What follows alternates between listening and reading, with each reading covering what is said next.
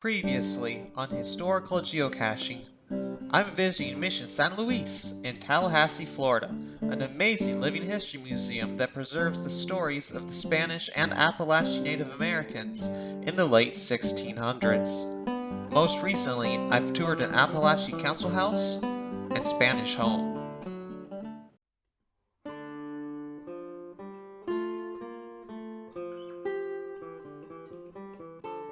The introduction of Catholicism to the Appalachia St. Louis brought fundamental changes.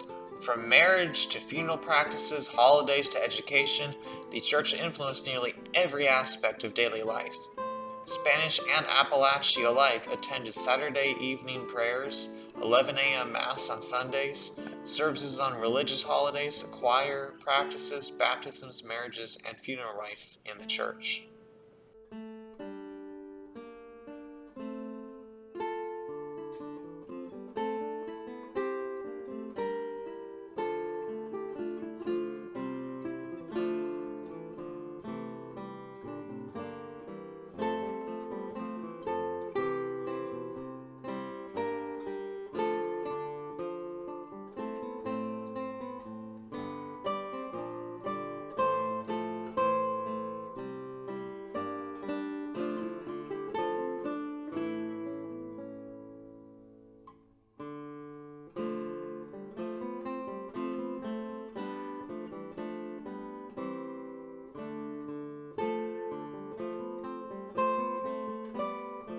The chapels where the daily mass would be held.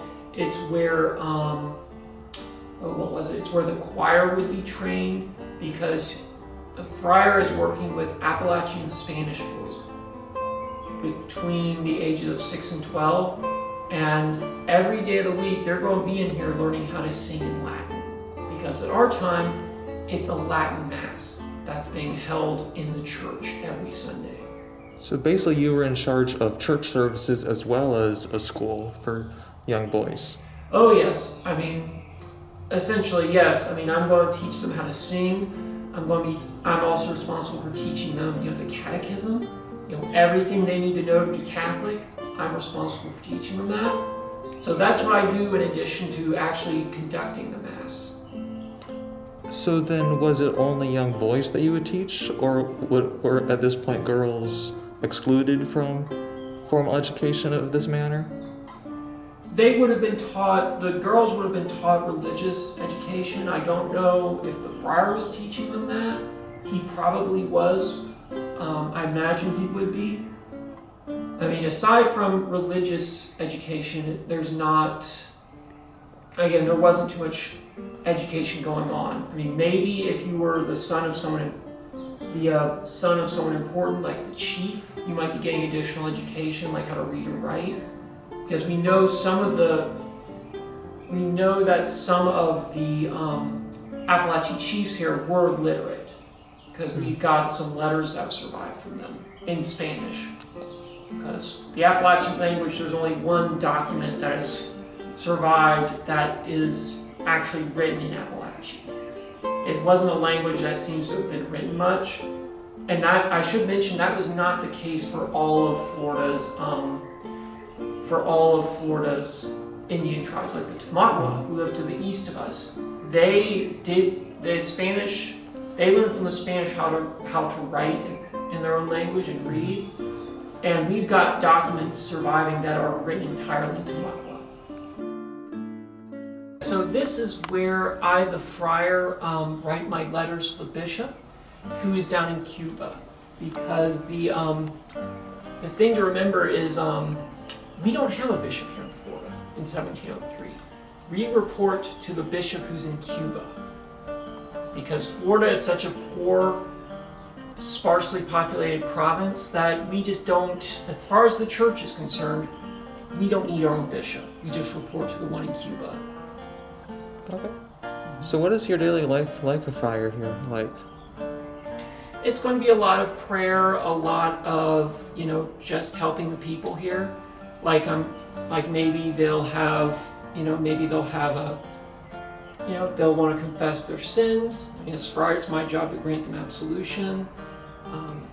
Maybe they just want someone to talk to because they're having problems at home. Again, I'll act as a counselor to them, you might say. I'm going to be holding the daily mass in this chapel here every day except Sunday. Then we'll be in the church for the main mass of the week. And sometimes, well, not sometimes, but often I'll do traveling, because one thing you have to remember about being a friar here at San Luis is that you're always on the move. Because, again, it's not just this mission we're serving with its hundreds of people who are living here. We're going out to the outlying communities as well to help them.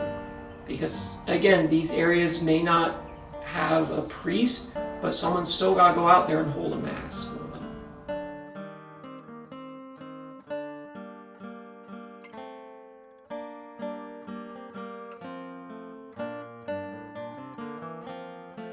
So this is the infirmary here. So this is where I work with herbs to make medicine, because that's one of the things I'm going to be doing as a friar.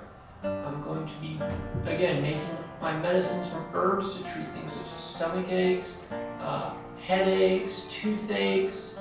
Some of these herbs I'm going to be learning about from the Appalachia, but much of my knowledge comes from the seminary back in Spain, or wherever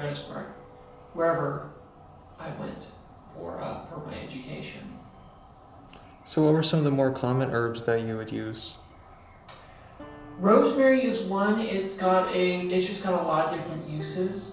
Like, it can be used, for example, to treat toothaches with white yarrow.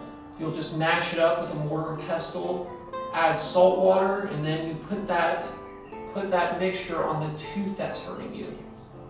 And hopefully you're going to start feeling better. If not, you're going to have to go up to the fort. And as I tell the little kids, that's where they're going to pull the tooth out on the same table where they eat their meals. Ouch. Ouch indeed.